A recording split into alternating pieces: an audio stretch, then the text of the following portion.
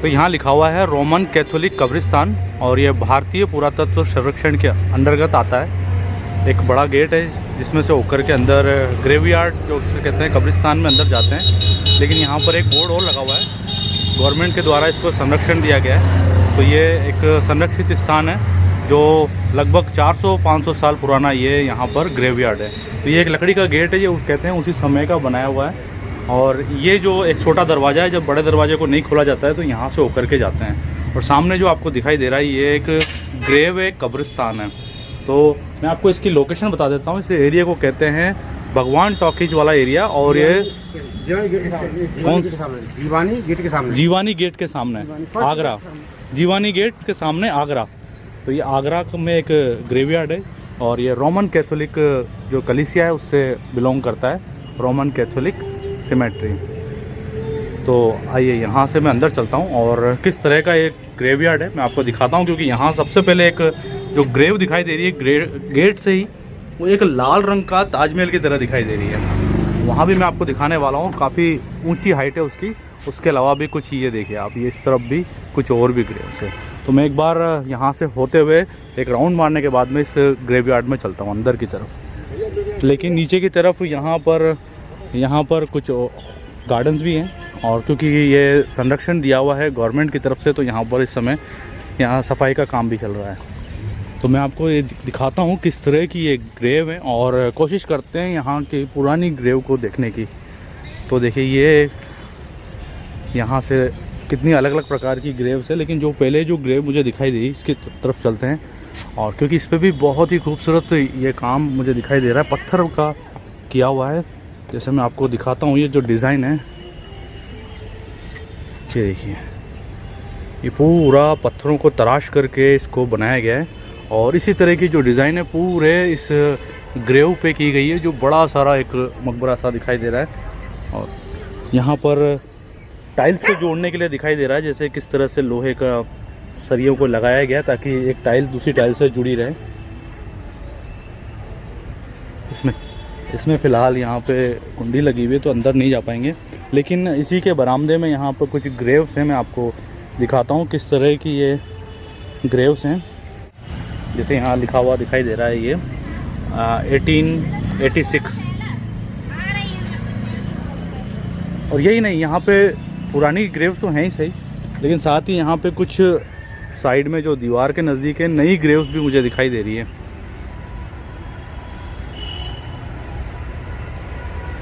तो संरक्षित स्थान होने की वजह से काफ़ी अभी अच्छी हालत में है ये। और जो डिज़ाइन है यहाँ इस तरफ दूसरी तरह की डिज़ाइन यहाँ बनाई गई पत्थरों पे।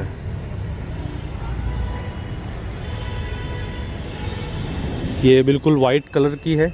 और यहाँ पीछे की तरफ एक चैपल भी बना हुआ है। सबसे पुरानी ग्रेव बताते हैं जो वाइट कलर का पीछे दिखाई दे रहा है।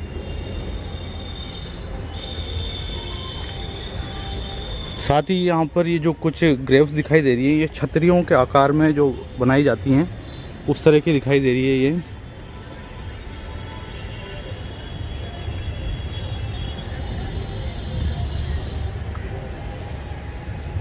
यहाँ पर भी यहाँ पर एक स्टोन पे लिखा हुआ है 1853। इस वाले जो ग्रेव है इसके ऊपर लिखा हुआ स्टोन पे 1853। एक बार मैं चैपल तक जाके आता हूँ और फिर इस बड़े वाले ग्रेव में चलेंगे जहाँ ऊपर की तरफ ग्रेव बनाई गई है।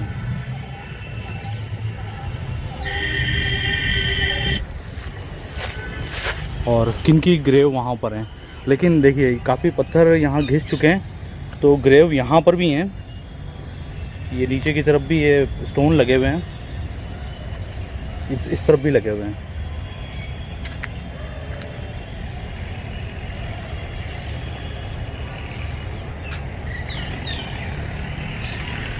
तो मैं अंदर आ रहा हूँ इस समय। अंदर की तरफ ये कुछ इस तरह का बना हुआ है अंदर से चैपल। और ये जो स्टोन दिख रहे हैं ये भी ग्रेव के हैं। एक ग्रेव यहाँ है, एक यहाँ है और एक यहाँ है। इस तरफ भी एक ग्रेव है और यहाँ पर भी एक ग्रेव है। इसी तरह से इन स्टोन्स पर भी नाम लिखे हुए हैं, लेकिन काफ़ी घिस चुके हैं इस समय नाम।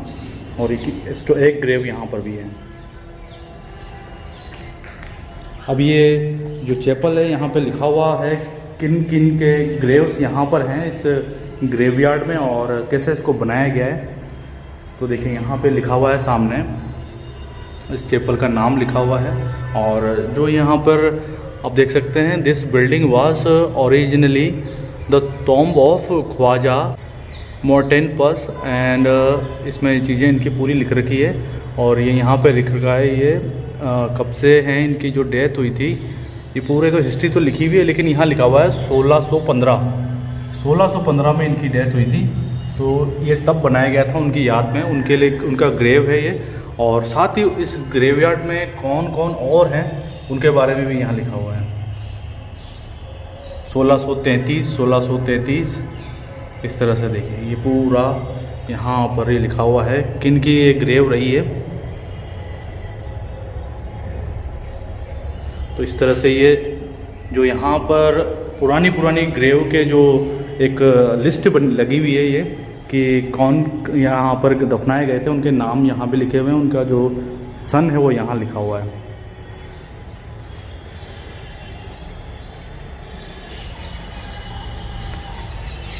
और साथ ही पास में भी एक यहाँ पर ये बना हुआ है, शायद इसमें भी कोई ग्रेव हो सकती है। तो देखिए यहाँ पर भी एक ग्रेव है और इस ग्रेव को मैं दिखाता हूँ आपको, लेकिन ये कुछ ऊपर से इसका पूरा गुंबद दिखाई दे रहा है। इधर रोशनदान बने हैं, सामने सलीब भी है लाल रंग की। और ये कुछ डिज़ाइनदार पत्थर पे का बना हुआ है। और यहाँ जो ये जो लैंग्वेज लिखी है, ये शायद हो सकता है डच लैंग्वेज लिखी हो, क्योंकि जो डच के यहाँ पर काफ़ी मिशनरी हैं उनको दफनाया गया है।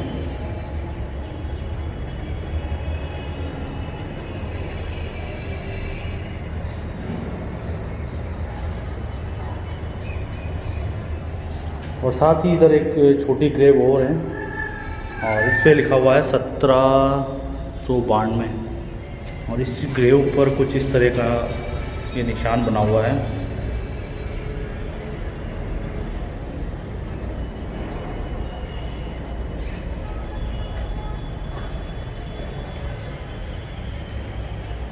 दोस्तों इतनी पुरानी ग्रेव तो मैंने कभी भी नहीं देखी है। हालांकि मैं पहले यहाँ गया था, पास में सरदना की तरफ गया था जो मेरठ के नज़दीक है, वहाँ भी पुरानी ग्रेव्स थी। लेकिन ये तो 400-500 साल पुरानी ग्रेव्स हैं। तो काफ़ी एक अनोखी चीज़ मुझे देखने को मिली, इतनी पुरानी मिशनरीज़ की ग्रेव यहाँ पर है। और अब मैं आपको दिखाता हूँ उस बड़ी सारी ग्रेव को जो ताजमहल की तरह दिखाई दे रही है। तो आइए अब मैं आपको इस बड़े वाले ताजमहल जैसे दिखने वाली ग्रेव पे लेके चलता हूँ। लेकिन यहाँ एक पास में कुछ यहाँ की हिस्ट्री लिखी हुई है कि ये किन की ग्रेव है। इस पे लिखा हुआ है हैंसिंग का मकबरा और 1803। ये कर्नल जॉन विलियम हैंसिंग का मकबरा है। और वो कौन थे? वो डच सिपाही थे। और ये किसके लिए आए थे? ये लंका में आए थे, मतलब सैनिक थे और कैंडी युद्ध में इन्होंने भाग लिया था।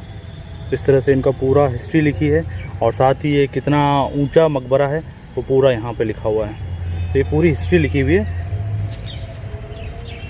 और अब मैं चलता हूँ, आपको इस अंदर से दिखाता हूँ इसको किस तरह से है और उनकी जो कब्र है किस तरह की दिखाई देती है। यहाँ से ऊपर जाने का रास्ता बना हुआ है। लाल पत्थर का ये पूरा मकबरा सा है। ग्रेव जो है इनकी लाल पत्थर की है।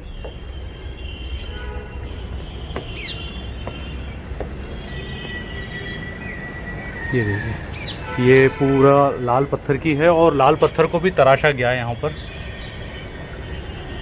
तो ये इस तरह का ये दिखाई देता है यहाँ से। यहाँ कुछ जैसे ताजमहल में इस तरह की जो झरोखे और बालकनियाँ बनी हैं उस तरह का ये बना हुआ है। और पीछे की तरफ भी कुछ पुरानी ग्रेव्स हैं। अंदर की तरफ चलता हूँ मैं। और इस जगह क्योंकि सबसे ऊंचाई पर है, इसलिए यहाँ से जो दूर तक देखा जा सकता है, जहाँ तक इस ग्रेवयार्ड की जो बाउंड्री है वहाँ तक दिखाई दे रहा है।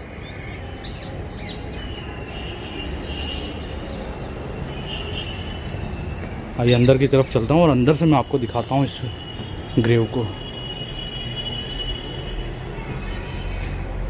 इस पर काफ़ी कुछ लिखा हुआ भी है, लेकिन ये जो ऊपर से इस तरह का गुंबद दिखाई दे रहा है पूरा लाल पत्थर का है, जैसे फतेहपुर सीकरी में जो अकबर महल है कुछ इस तरह का ये दिखाई दे रहा है।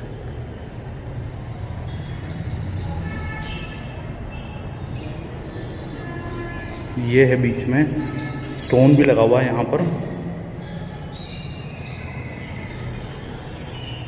और जैसा कि यहाँ लिखा है 1803 में उनकी डेथ हुई थी। कुछ इस तरह का निशान बना हुआ है यहाँ पर।